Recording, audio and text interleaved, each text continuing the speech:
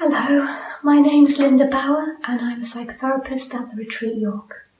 Today I'd like to talk to you about pregnancy loss and specifically to explain what I see as three of the main challenges facing women and also men dealing with this kind of loss.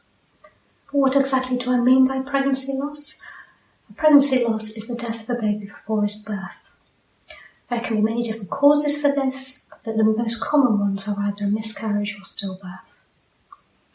In my work with women, men and indeed couples together, what I know about this kind of loss is that it is a deeply painful experience and can be a very complex grief process. So let me explain why this is the case and to offer you some suggestions to help both yourself or those that you care about. Firstly, the need for answers. The burning question of why did this happen is very common after a miscarriage or stillbirth. We need to know what happened, what went wrong, and most importantly, how do we avoid it happening again? So we look to science and the medical professionals for answers. For some people, answers may be given. Tests can be carried out and conclusive results provided. Whilst this might give us some peace, it doesn't actually go the whole way to answering the questions for us. Sadly, for others though, they may not have any answers at all. And this mysterious and cruel experience of a pregnancy loss can't be grounded with something concrete and understandable.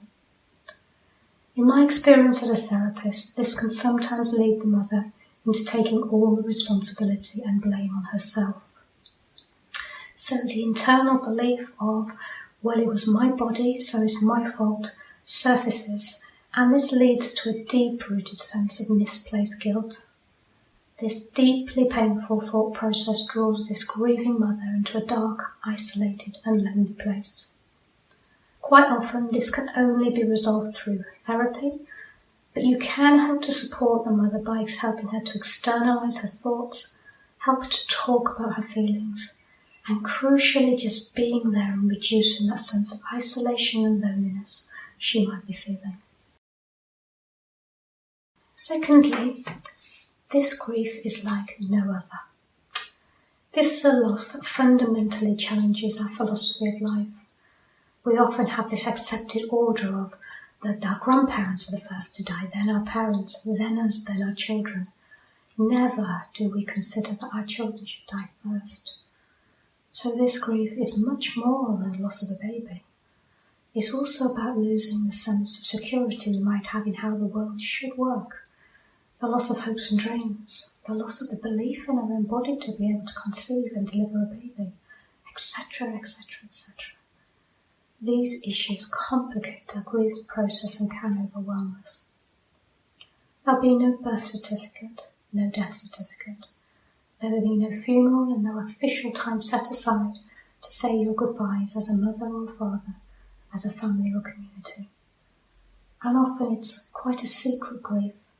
Losing a baby early in pregnancy may mean that few people knew the pregnancy was there, and so breaking the news becomes doubly difficult. But family members can also make grief worse. I recall a client once telling me that she overheard someone asking her mother how many grandchildren she had, and the number disclosed didn't include her miscarried baby. So this is a grief like no other. What can we do to help? Some people find that it is very important to name the baby and to tell the family who this baby was. This can help enormously to validate the experience and give the baby the identity you want him or her to have. Having some time set aside for a memorial service, either as a one-off or annually, can also help. You might want to do something alone, or you might want to do something with others. You choose. And as anniversary times come round, don't be afraid to send a card or text to that mother or father. They will be remembering, and it's often an enormous comfort to know others are remembering too. Thirdly, one size doesn't fit all. We all grieve differently. In a relationship where a baby has died, the way each person grieves can impact significantly on the relationship. Let me give you an example. In a heterosexual relationship, we've often found that men and women did grieve differently. For example, men may feel ready to return to work and social engagements much sooner than the woman following a pregnancy loss. And sometimes this results in the woman feeling like her partner didn't care about the baby, whereas in actual fact he did, and he does care, but he is grieving in a different way. Also, one partner might want to engage in sexual intercourse earlier than the other, and indeed the whole emphasis on sexual intercourse takes on a whole new meaning after a pregnancy loss. So the challenges are numerous and divisive. What can you do to help? I've worked with couples to support both partners to express their grief their way and to give permission to the other to grieve differently. This is crucial to their individual grief process, but additionally to the health of their relationship. The very last thing you need after losing a baby is to lose your partner too. So don't be afraid to seek some couples therapy to help you process what is happening in your relationship if you need to. So these are just 3 of the challenges facing those who have suffered a pregnancy loss. There are many more, but I do hope that the suggestions I've made might help you and those you care about.